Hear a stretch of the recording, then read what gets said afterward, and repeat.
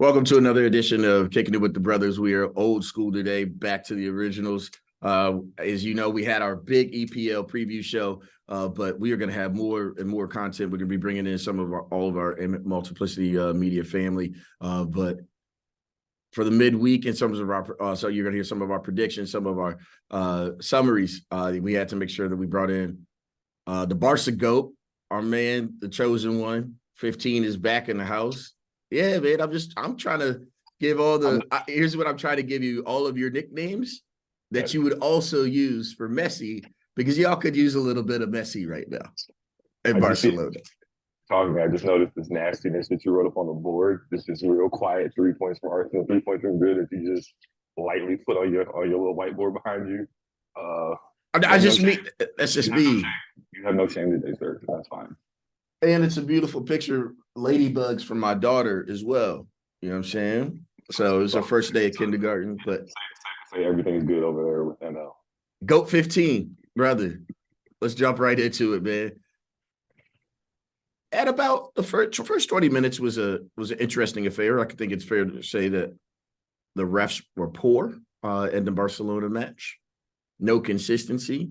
A couple things happened to a right winger, also who made the starting 11, by the way. Just want to put that out there again. The second last year's second in terms of goals and assists combined for Barcelona. Mr. Rafinha was in a lot of tug and war, some cheap shots that were given to him. And of course, it's never the first shot that people see. It's always the second. And it completely changed the game with a red card, ending in a 0-0 tie in match week 1 in La Liga. And the champions had in a place, as you noticed, or as you mentioned, Getafe is a tough place for Barcelona, generally. Give us a quick recap, Charles, your quick thoughts. And also, where's Xavi at right now in your mindset? Like you said, Getafe is a really hard place for us to play. Historically, I don't think we won that since like 2020 or so like that. So it's been a couple of years. I do want to note we had a 0-0 draw last year to start the season at home actually, and we still managed to win the league. So like in all of these games we're going to talk about, I'm not going to overreact from what I'm seeing in the first 2 or 3 games. Like I'm just not. No matter who the team is, no matter how well Tottenham's going to be playing, I'm just not going to overreact. So, I mean, I wasn't like too mad with the game. Like I don't mind. Like Rafinha got a red first game of the season. So I'm not really messed up about it. Like I like that he ain't taking no shit. I do appreciate the fact that like they got a little bit of fight back in them. Sometimes I think we err on the side of flopping more than fighting back. So like I don't really, they were kicking us. Carlos Lenia, former Barcelona player out there, body checking people. So I mean, obviously, cooler heads need to prevail, and Rafinha don't need to leave the team in that position. But at the same time, like I think at a certain point, like if the refs are going to protect you, you do have to protect yourself. He could have gone about it in a certain way, but with that many cameras, he's right in front of the other ref. He's going to definitely get a red for that. I think if he hadn't got I think had he not gotten a yellow for like a couple minutes before that, he got a yellow for complaining, which I think they got to chill out on the complaining. If you're gonna like, I understand the certain level of complaining, but like giving yellows for complaining just to get a second, so you're only really getting one yellow for stuff that actually happened like during the actual match. I don't like that because I feel like if he didn't get that first yellow, it's just a yellow card. I don't think it's a straight red. I think it's a red. I think it's a second yellow personally. But I just don't like that. But overall, like I don't really have a problem with. I didn't have a problem with the lineup. I guess like we're just gonna. Romeo is good enough. He's a different profile than Busquets. I still think there's definitely there's an adjustment being had with no Boozy out there. Like even when you see when the backline has the ball, they're so used to Boozy being right ahead of them and just dropping it off to him in some of those tighter spots and him figuring it out. They're having to play. That's why like, sometimes clearing the ball was a little bit of an issue. So I think they are going to have to adjust to that.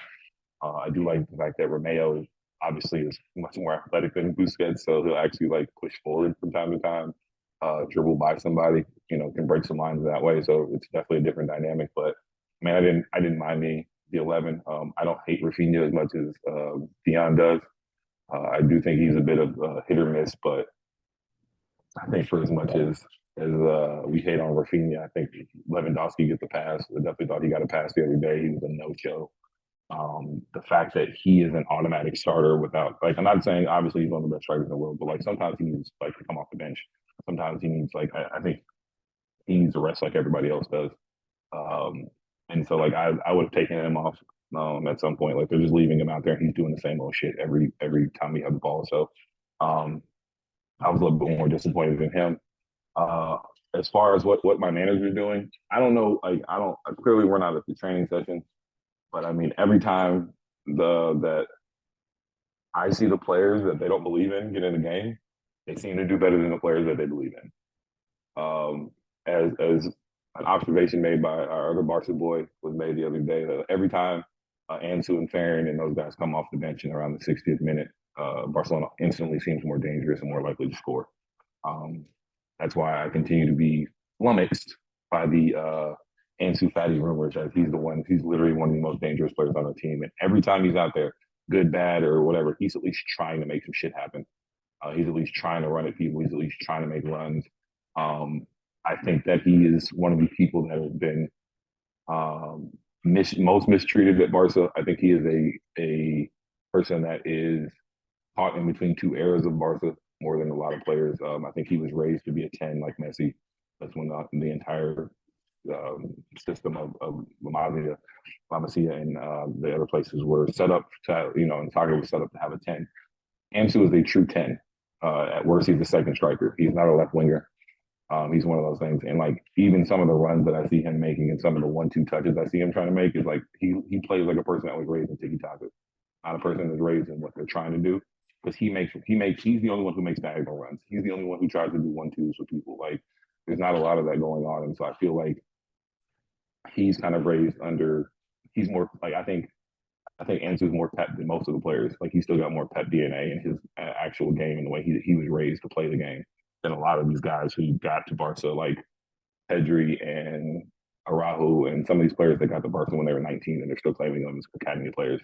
Um, there's only a few like only of the people that are out there. Only Ansu and Gavi have are the ones who grew up in Balde or one of the people that grew up within the system. Lamine, and it seems that he has all those people always seem to have the best connections. The people who have grown up and have the same understanding of football and see football the same way are the ones that seem to play the best and know the best. That's why every time Lamine gets in there, him and Ansu automatically got a connection. The way that Balde and Ansu work, they have the connection because they understand the same principles and they're looking at the game the same way that they were raised in it. So I definitely I don't like I said it's a small hiccup. I'm kind of pissed off that they're pushing Ansu out. Like I said, I think he's our second best player. If you give him the chance, I think it sets a bad precedent to be giving up on 20-year-olds who you believed in enough 2 years ago to give them this jersey, give them the 10, and then turn around and then now you want to sell them 3 years later. I don't think that shows good precedent for like a person like Lamine. I worry about how those other young players coming up, look at those situations and they're going, well, damn, if y'all did him like this, I'm one injury away from y'all not giving a fuck about me. And so I think that can hurt the club in the long term. But I mean, Rafinha's out the next 2 games. I hope they're talking about starting Lamine at the right wing. The fact that he's just automatically just jumped Ansu and Farron in the pecking order. I understand he's good, but he's not. He shouldn't be starting. Like he's still 16 and should be coming off the bench. But I would like to see a little bit more. Obviously, Gavi on the bench too is going to be a different dynamic. So I'd like to see my young boys get a little bit more run as they're like they can't be the future one year and then all of a sudden like we got to bring in these veterans and not replace these veterans. Like either play them or don't play them. But this like thing where Ansu like the fact that like a player like Ansu was playing heavy minutes under a team like he was starting with Messi, Suarez, and Griezmann. He was still starting out there. And somehow that guy, like I understand he got hurt and all those other things, but like that person is not even given the opportunity to, be back out there playing with fucking S Abdi. And you know what I'm saying? Like I don't see for me there's a disconnect there really going on that I wish was being gapped. And the fact that I still one thing last part of thought really, because I want to get this off my chest. I do not understand financial fair play. How is it we've sold like 17 arms of the club, PK left. We got Griezmann's contract off the books. Jordi Alba left. Uzi left. Dembele left. So you're sitting here telling me that we couldn't, you cleared all of those salaries off the salary cap and off the wage bill, and we're still having to sell players to register players. Like, I don't understand. Like, I honestly, like, I'm not even trying to argue the whole Barca being broke thing. I just don't understand the math of, like, we're selling arms of the team for $100 million. We're also clearing players off of wage bills that made $30 million, and we're still struggling. We're still struggling to register players. It's weird to me. I think it's weird to everybody. I think it's weird to the English FA. I think it's weird for the Spanish federal in terms of Spanish Football Association. I don't think that they know exactly what to do, except that they've kind of told Barcelona to tread lightly, but you can't buy without something coming in. Like, you can't buy unless you sell out. But why is it like that for them and not for everybody else? PK, Busquets, Alba, and Dembele were all making over $20 million last year. So just getting rid of them should have got rid of $100 million in salary. Yeah. And I say this is Madrid hate. We're doing all this, selling all these players, selling all this stuff, and then meanwhile, Flo just got an extra 150 to drop whenever he wants. And I'm just like, not to say that like you guys aren't handling your business better than us, but it's like at the same point, like I don't think I don't think the disparity should be that wild where we're having to do all of this and y'all can just go get $100 million player every year if you want. Like I'm like I know our finances can't. Your finances can't be that much better than ours. Like COVID hit y'all too, you know what I'm saying? So it's like I feel like because especially like you guys did a stadium rebuild, we're doing a stadium rebuild. Like everything, we're doing a lot of the same things. So it's like, how is the math not mapping? You got players on high wages too. Like I'm just saying, like I'm a little confused on exactly how FFP works. I agree. No, not defending Madrid. I think, like, I've shared with you, their depth and is the worst I remember seeing. And I mean, ever since following the squad, to be honest with you. But the reason why I feel strongly that when they are both healthy, they're two of the top three teams is because they're 14, like they're 13, 14. Maybe their 18, 19 isn't the best, but their 13, 14 is always better than everybody else's outside of City and now with Bayern because of Harry Kane. But overall, clearly, this wasn't about overreaction. It is a matter of also understanding, hey, what is the style of play that we want to always make sure we're achieving at Barcelona? Okay. I think number two is we need to make sure that we are watching Lewandowski closely this year. As road goals, away match goals will matter. You needing to convert in Champions League will matter. Who else is going to help carry that burden? Obviously, lessen the burden. The other thing is, I'm pretty sure Barcelona had the best defense in Europe last year. And 10 goals. That's incredible for all the top five leagues. Are we sure we're going to see it again? We saw it, today, et cetera. And that's another thing. If that's what he wants to hang his hat on, then like we're okay with 1-0. Is that enough for Champions League? I am not saying there's not cause for alarm now. Let's just keep watching. But they do have to figure out what they're going to do with Rafinha. I mean, I think in Champions League will be fine. I mean, at the end of the day, they're still playing three. Like no matter who's playing it right back, they're still playing three center backs. So I think they're always going to be pretty tight at the back. Just because the way that we're maxing out and putting Big Ron out there on any left wing that's fire. I think it's they're really gonna help us. I still don't see us conceding a lot of goals. I'll just put it like that. As long as we're healthy and there's some combination of Christensen, Koundé, and Araujo back there. I think we're gonna continue to have one of the best defenses.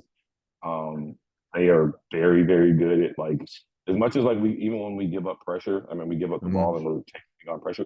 They're really good at not giving up actual shots though. Like we will block. We block a lot of shots don't actually get to Ter Stegen. Like Ter Stegen has to make 1 to 2, stays every game. But there's not like there are a ton of those, especially in La Liga. We got opened up a little bit in Europe, so like to see a little bit of that. But I also think part of that is part of our inability to score. I think if we put some goals on the board, life would be easier. There it is. And I think that's where like Romeo will help as well. As he is a little bit faster than Boozy in some of those cases. Like that's where in Europe was when our overall team speed kind of showed, and actually having some legs to be able to get around like that would be greater. Also, Pedri would be nice if you showed up. I'm not gonna say anything about Pedri until we get later in the year because I think he's still a young boy. So, He's out there doing cardio the other day. Motherfuckers running in circles.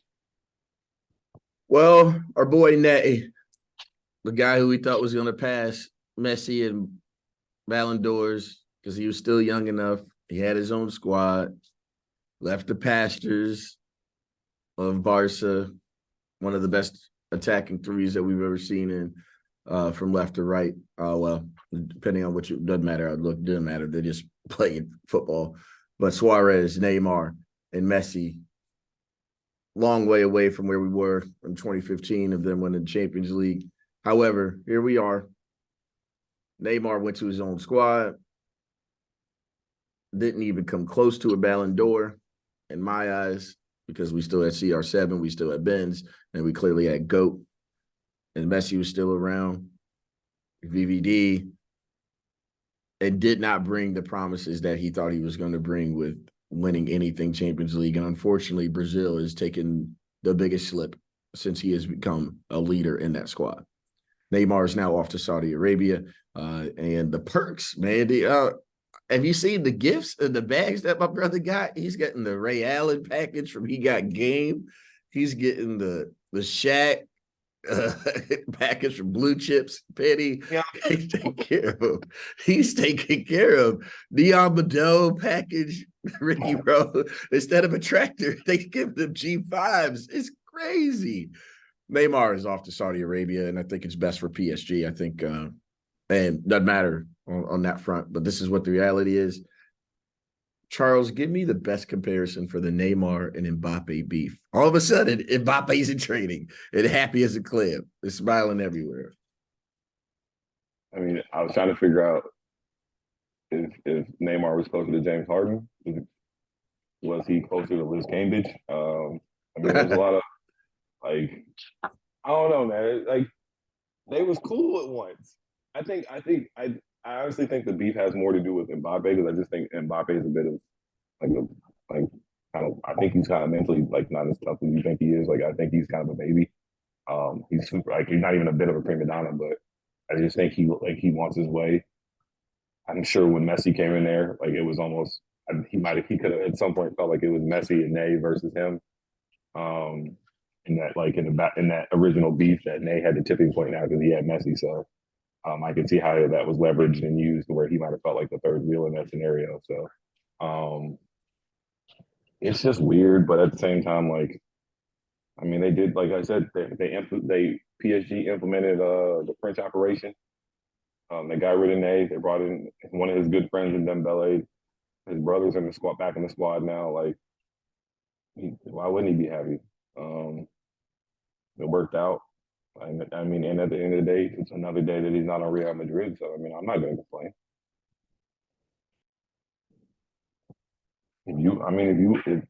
If that man wants to go crazy in a league that nobody cares about, For the moment, though, because you and I are looking at some of these rosters and these patches of players are out.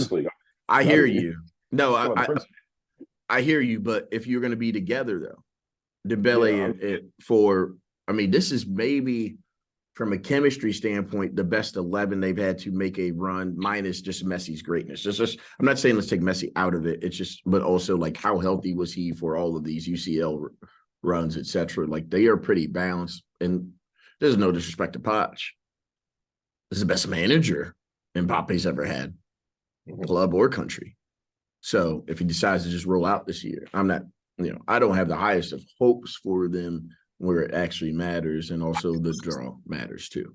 I think they'll get out the group. I think they'll do all of that. I just still think they'll lose to, at the end of the day, UCL so much about like the draw that like they fuck around and get second in the group and have to play City in the first knockout round game. It's just it works out like that sometimes. They could have to play Arsenal, whatever it might be.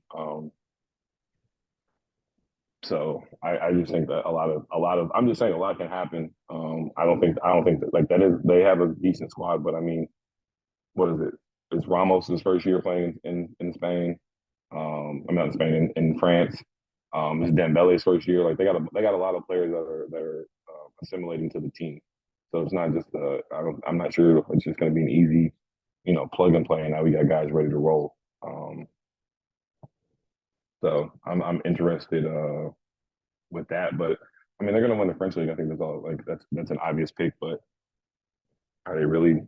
Are they like they're maybe more cohesive than they were last year? But I don't think like they're getting rid of Verratti. Like I don't think that's the best of ideas. Like are they actually better in midfield? They got rid of Verratti. They got rid of Sanchez. Like they're I know he wasn't like the greatest player, but potential him. Paredes is a World Cup winner. These are a lot of guys that they're letting go that are all midfielders.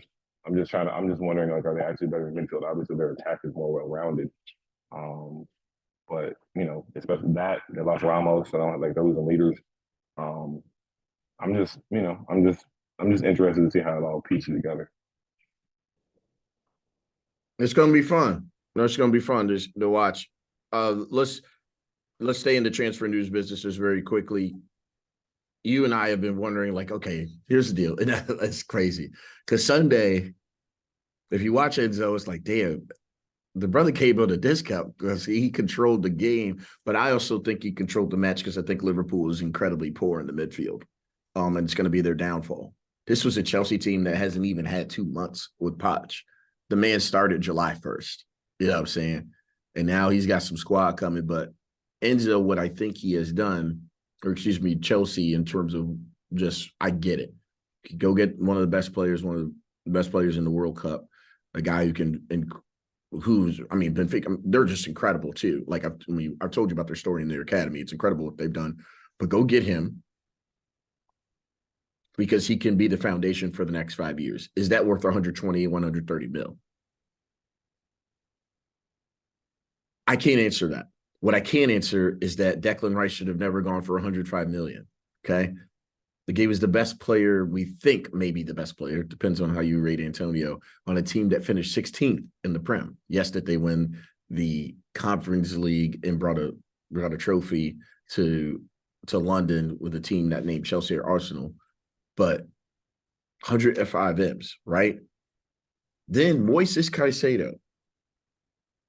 Brighton is still in Europa, and had McAllister next to him, had Ferguson next to him, has Matoma with him, has maybe, I think, not even arguably top 5 manager in the Prem, and Roberto De Zerbi. Mm-hmm. We're not talking about a Conference League squad, but they just spent a record on the most expensive player in Premier League history for a brother that plays in Ecuador. The Caicedo saga is finally over. We have seen tweets that he wanted to. My dream was to play at Real Madrid. I can't wait to join Arsenal. Also, I wouldn't mind it if I went to Liverpool and eventually ends up at Chelsea. And Chelsea's been my dream all along. I think he's got 14, 15 brothers and sisters, got to take care of the parents. The wages, the reason why they have the 8 years is because there's a new loophole that you can pay the transfer fee over a certain amount of time. That's something that's being put into the English FA. I'll make sure I have that. Charles, what has happened to our transfer market? Why is my boy Henry not even going for 20 mils? And then my guy, Moises Caicedo, is 150 million. I mean, Chelsea out here signing people to them indentured servant deals. Work out in 7 years and good.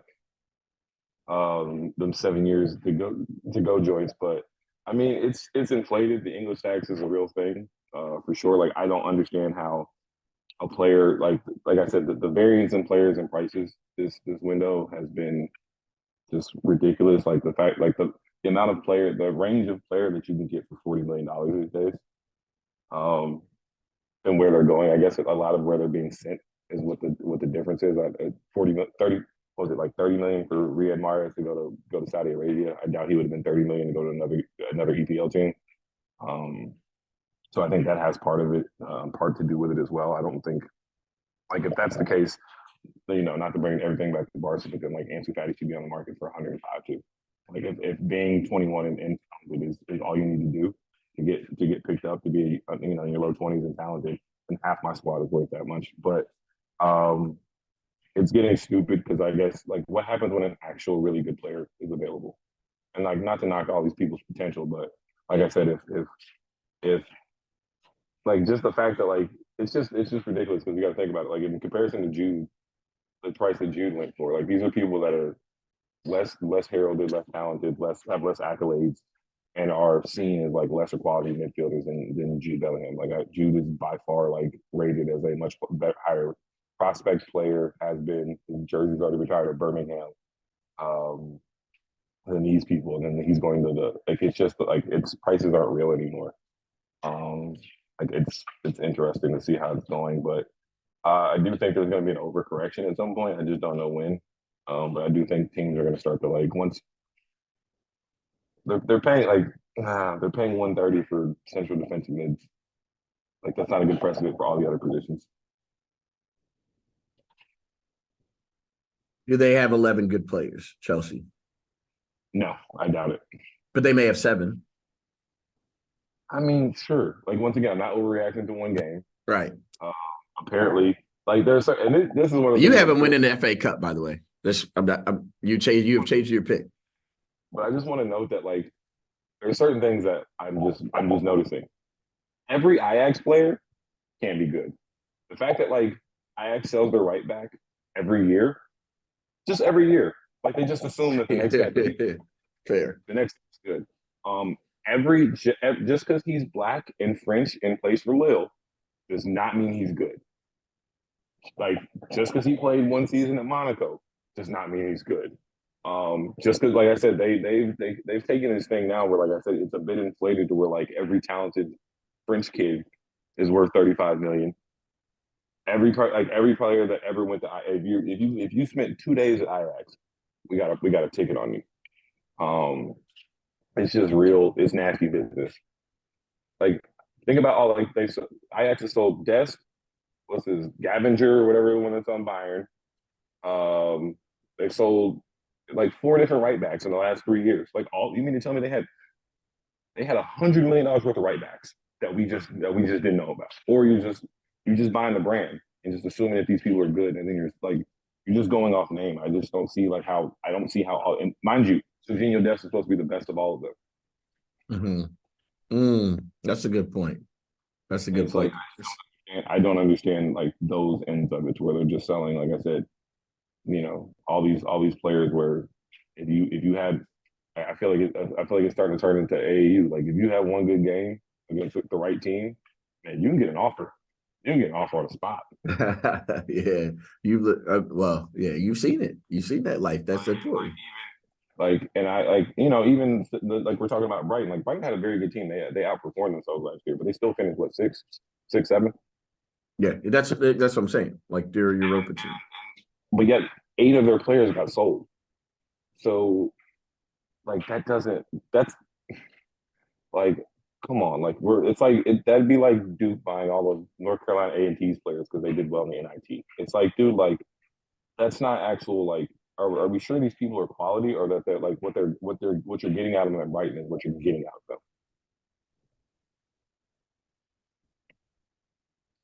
Will the market ever settle?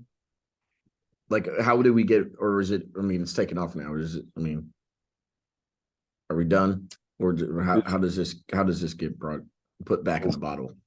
Are these is this VC going to give Todd Bowley some more money? Because if they do, I don't know. I guess I don't understand how we complained about Chelsea having 33 players in training, and then they sold all those guys and then just bought like 12 more players. Like they still have 20 something people. They have more than 22 people that they bought now. Um, but we haven't even talked about the fact that they got Lavia as well. Like they're just accumulating players. And maybe that's the new strategy. Let's just accumulate players and sift through who's going to be good and who's not. But I think the transfer market is the thing that pushes things towards super leagues more than anything else, because you're really in those cases like you're pricing out teams for moderately good players. And I think it's a problem when, not to knock Arsenal, but like if a guy like Kai Havertz is going for 90 million, what are the rest of them supposed to do? Because now we got West Ham paying $50 million for people. Yeah, Lavia and folks. I mean, just another thing. Chelsea, 60 mil, like for a 19-year-old who a 19-year-old who was playing on the squad that got relegated. What are we doing? Yes, What are we and the doing? fact that you can sell players, you can get relegated and still sell your players for $100 million.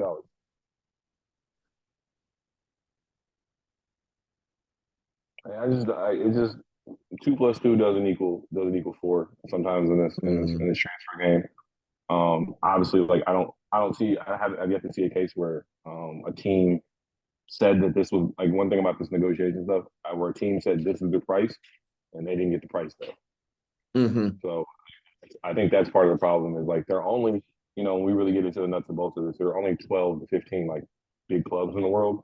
And Yep. so once a team, sets their sights on a player, the other teams kind of got them held over a barrel. Like Brighton had Chelsea, Brighton been milking Chelsea for money literally all summer. hmm They like, what I'm saying? Like think about where they originally started with that first Caicedo offer. I think it was like 70. They got them all the way up to 105. Mm, mm. Like what were you guys offering for him in January? 75. Said we wouldn't I'm go saying off that number. he got even then he got $30 million better. They said we were going to be 80, get to 80. But then Brighton's just like, I think it Just was saying, super like important for them not make Europe. And if they would have if they would have had, they wanted what Liverpool, there's again, Caicedo's not 80.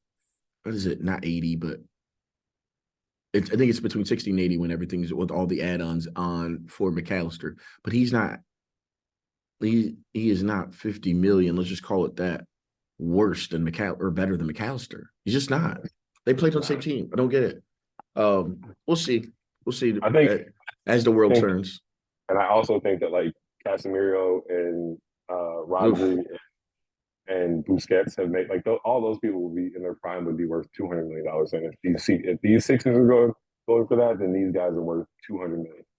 Kimmich in his prime would be worth 160.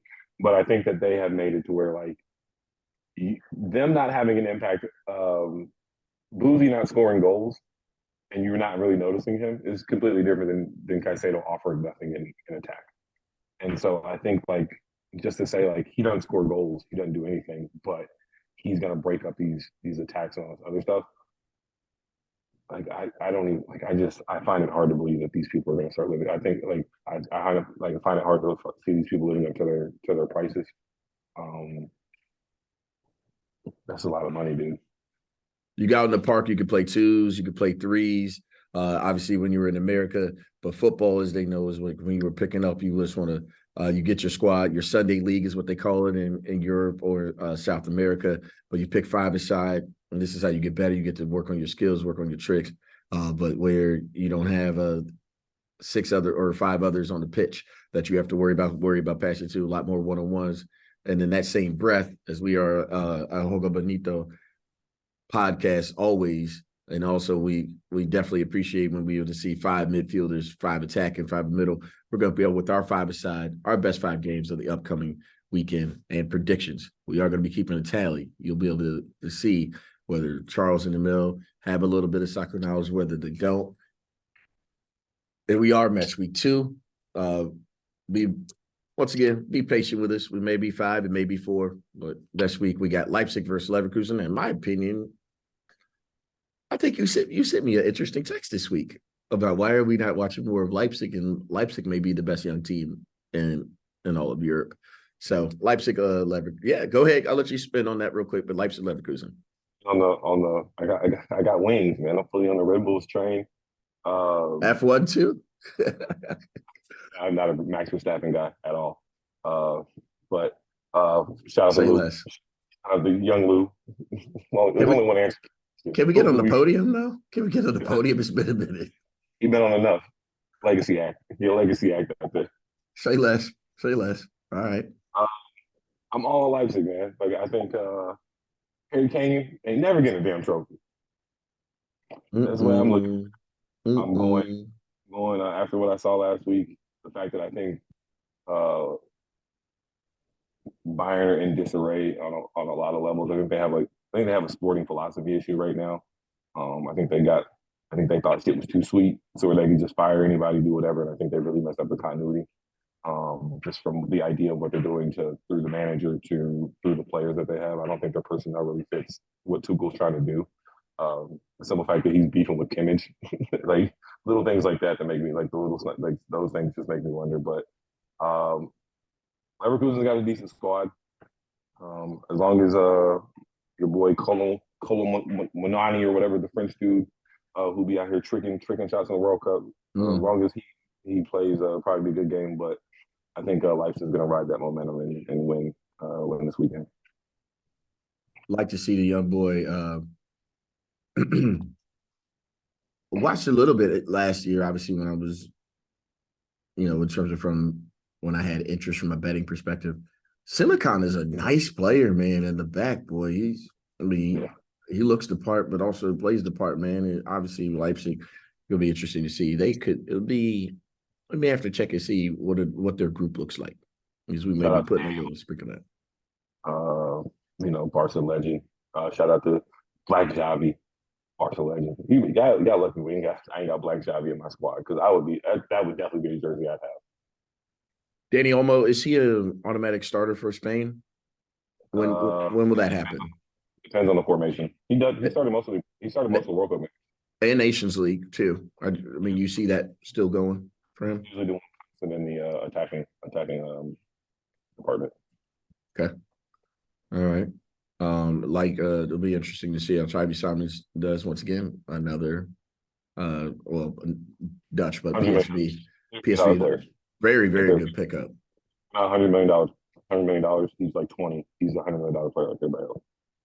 Our boy Fabio Carvalho, another actually be interesting. I think Liverpool could have actually used him in the midfield, and former Fulham player as well. Anyways, let's give us a prediction for this weekend. Leipzig Leverkusen. I'm gonna go 3-2. Leipzig. Bundesliga is good. Bundesliga is good for some goals. Not a lot of nil-nils in Bundesliga. I'm going to go 3-1. I'm going to go 3-1. But there will be goals, no doubt about it. There will be goals. Tottenham Man U.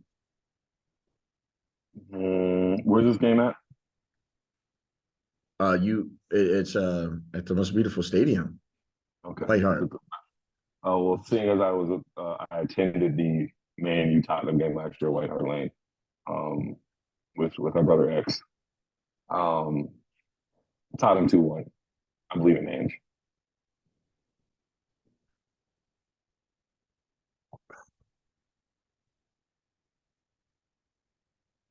I think United. I don't think they can get a draw out of this.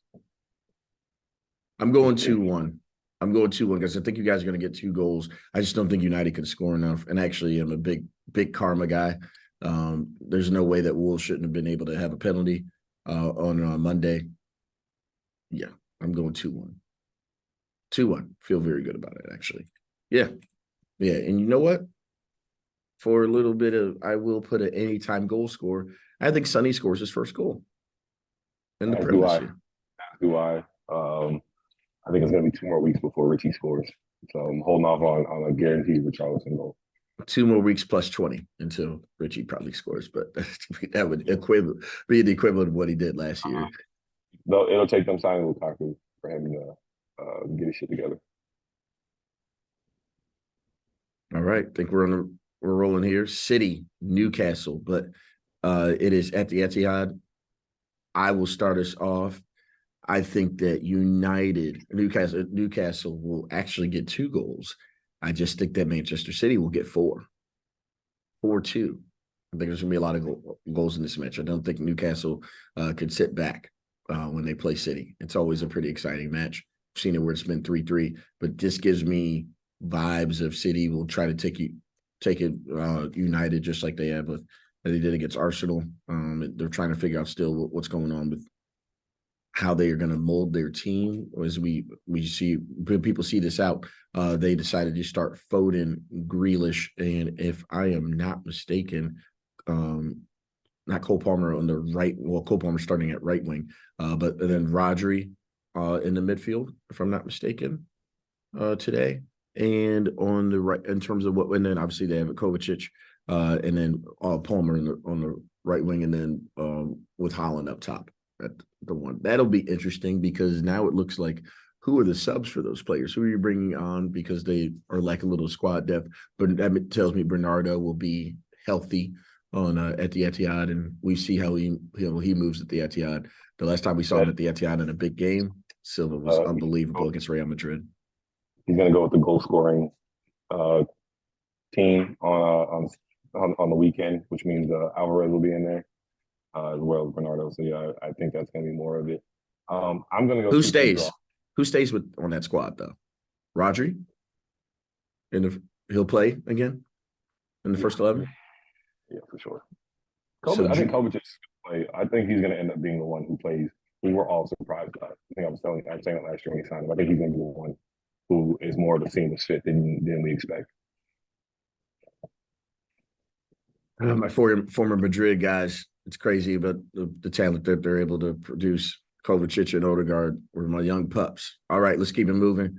In our next match here, this is for shout out to the ladies. And on a Sunday, we will have the World Cup women's final, obviously with today's result, England over the host team, Australia, 3-1.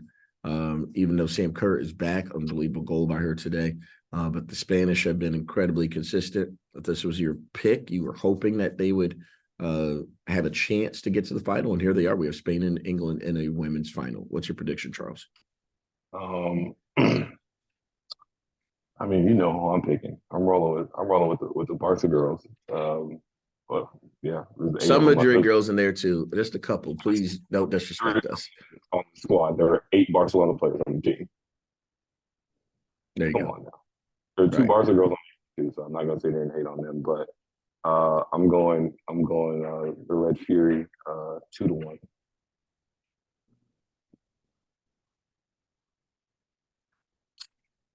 I have the opposite. I have England 2-1 over the Spanish. The reason I'm saying that is because they lost in the quarters of the Euros to England last year 2-1. Yes, fair enough. Little revenge factor.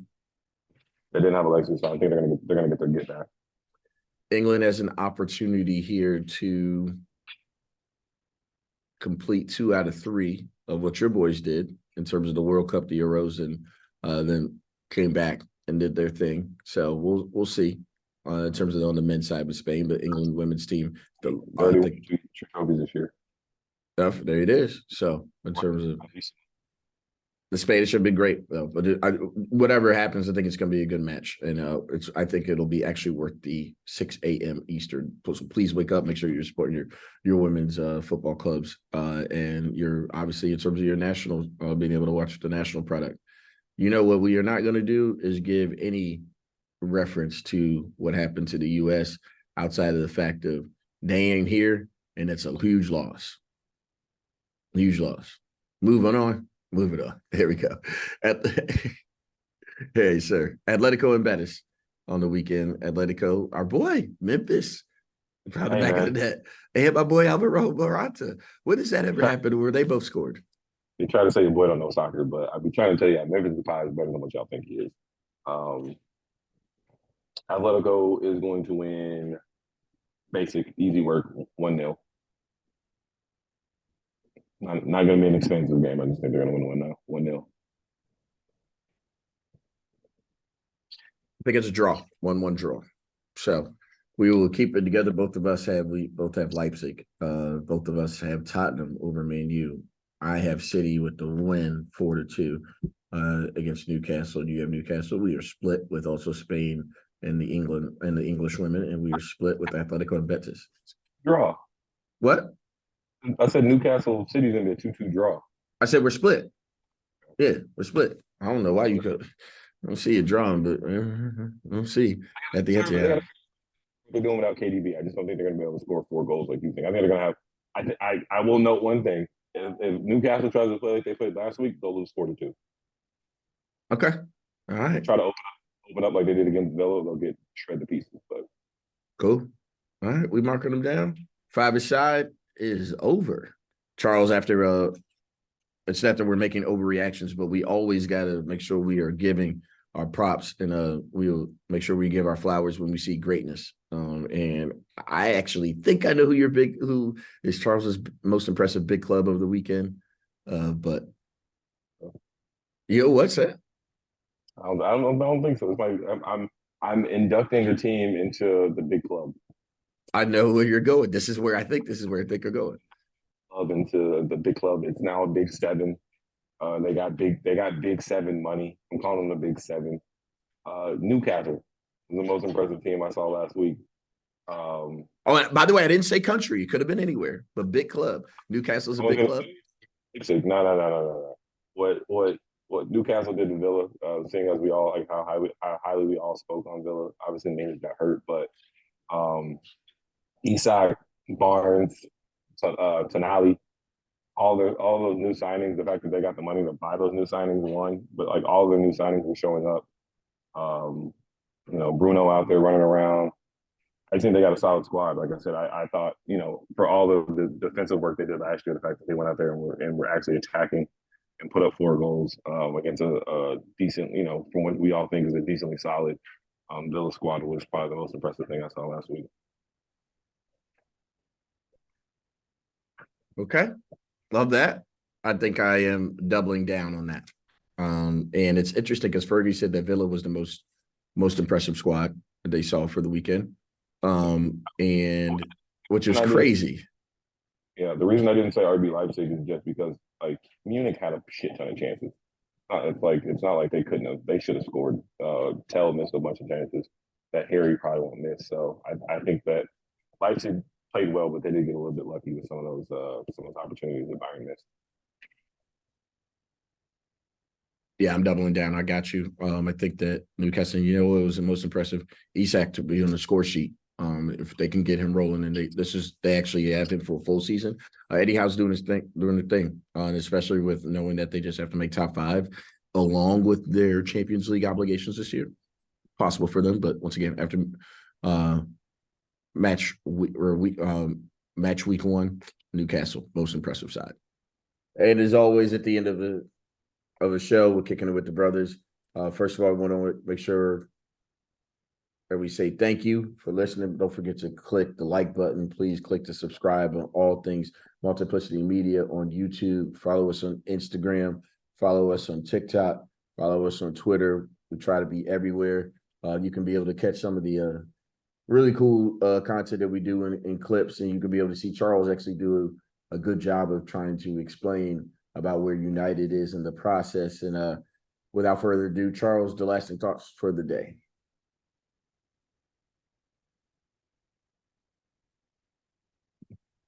Is that what you want me to talk about? Nah. Or do I actually? Okay, I'm about to say I had another one. I just was like, okay. No, you did a good job on the United when you broke it down about where they are in the squad. Yeah. I was just telling people to look for that clip. Okay, my fault. He'll edit it. I thought the segue was. Mm-hmm. Yeah. Just go ahead and speak on it whenever. He'll know when to cut it out. I mean, final thoughts. Like I found myself sitting around today thinking about all the great and beautiful things that the city of Barcelona has given the soccer world. We got Messi taking over in America, Arsenal, City, PSG, all being led by Barca men. Danny Olmo scoring hat tricks in the German Super Cup.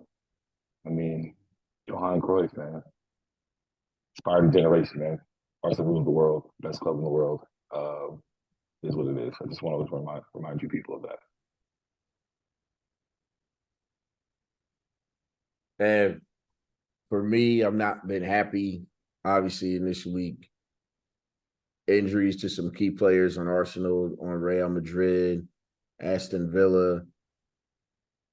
I mean, obviously, in my opinion, I'm not sure that everybody shares this opinion, but for me, the best midfielder in the world the last 5 years, in Kevin De Bruyne. And now that he's officially out for several months, and I don't know who to blame.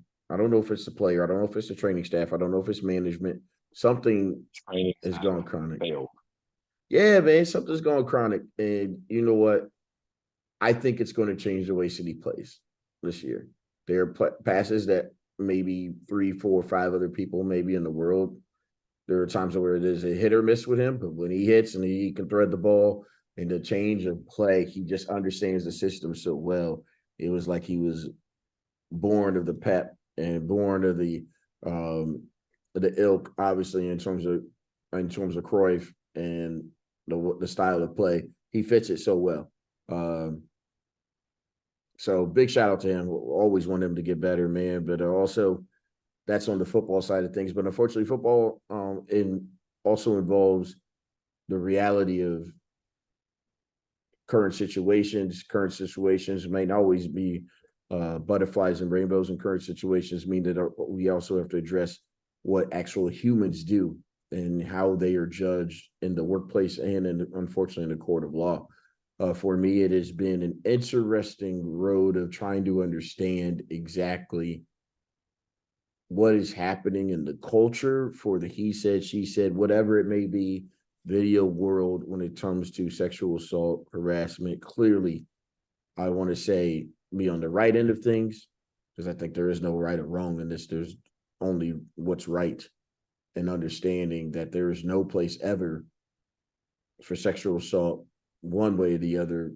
Doesn't matter about either sex, doesn't matter. There's no place for that in the world.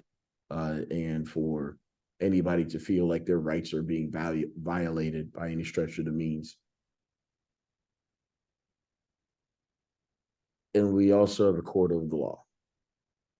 It is very tough to see that video today and know, if you were to look at hear the audio and see the tape, etc., and not just judge a book on its cover. Very tough to watch. And I'm speaking on regards to young football prodigy, and Mason Greenwood, and a member of the first team for Manchester United prior to his suspension due to while his case was being as his case was being tried. He has been exonerated, and the charges, obviously everything going into his favor.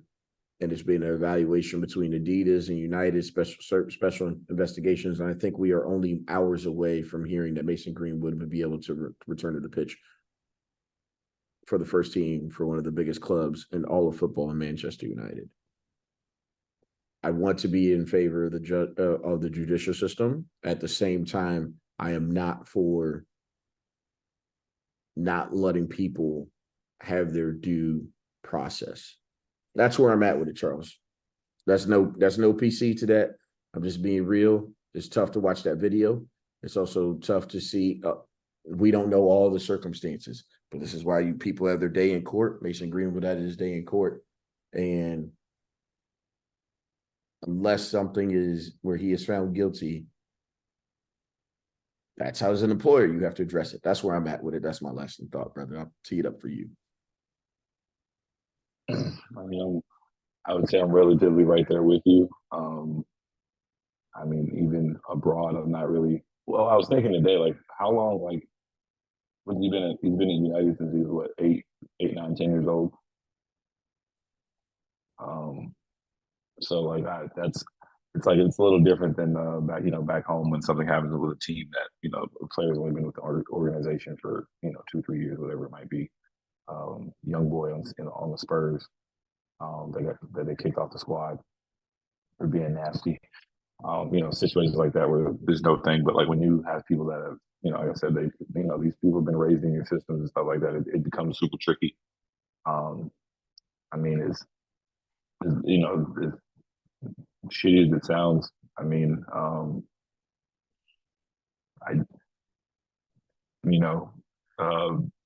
being a horrible person and doing horrible things. What, like, he went to court. He had his issues. They sorted it out. I'm not for just even in England just throwing away a young black dude. So I mean, unless something's going to come out that's different, he needs to go back to work. Like he's a free man. He deserves to go back to work, and so his work just happens to be playing for Man United. So like any other job, I feel like being a shitty person, a deplorable human being, does not exclude you from doing your job. If that was the case, we wouldn't have CEOs. So I mean, like life is rough sometimes, and this I would say this matter falls. This is a textbook falls in the gray because there are points on both sides that are legit and valid. But I mean, there's nothing to be done on the other side. It's really just a matter of public opinion on this point. Like that, what I'm saying? Like it really has nothing to do with that. So I don't know. Like I think if he comes back, to be honest, like the shitty thing about it is if he comes back and scores 10 goals, I think by the eighth they'll stop caring.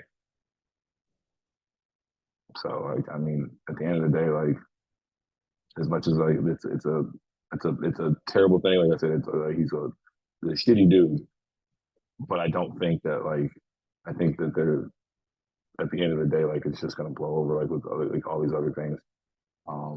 They'll eventually get back out there, and like as much as if he's gonna play soccer again, if just from a business standpoint, and as I was talking about him being in the club since he was 8, 9, 10, like the club has invested a lot of money in him, and so for them to just release him on contract or something that would let him just go be on another team and let this asset that you have, like you still got to look at it from that standpoint and let this asset that they have go free.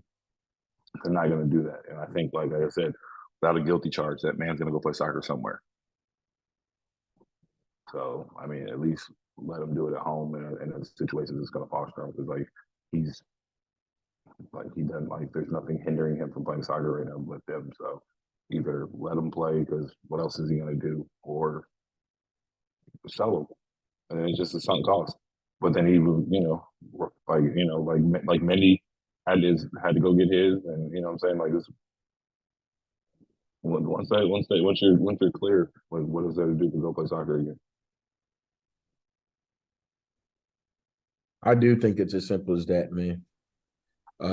Yeah, we aren't gonna shy away from those topics. I mean, we address things with Mendy, we address things with Partey on this pod. I mean, this is happening. I mean, we've seen it where it hasn't gone the right way, and then we've seen it where people are, I think we're going about it the right way. I'm glad that we're able to have these type of conversations. As we say that, football world can be incredibly tricky sometimes on one hand, but also on the glory of those things is how you truly feel, specifically about Barcelona, where the tagline is that it is more than a club. It's a lifestyle. It's, you live it every day. And Forza Barca is for real though, man. So, hey, vamos. One small note I do want to make too, piggyback on the last topic is I do hope that Mendy gets every last dollar that Man City owes him. All the money. Pay him. Pay that man. Exactly. Pay him, Man City. No doubt. Hey, that's a wrap. Man, appreciate everybody kicking in with the brothers. Our next episode, we're going to make sure, once again, keep us accountable on our records. We have made some picks this week. Enjoy the football for the weekend. Match week 2 is underway. And look out and check out for all of our content. We're kicking it with the brothers on Multiplicity Media. We out.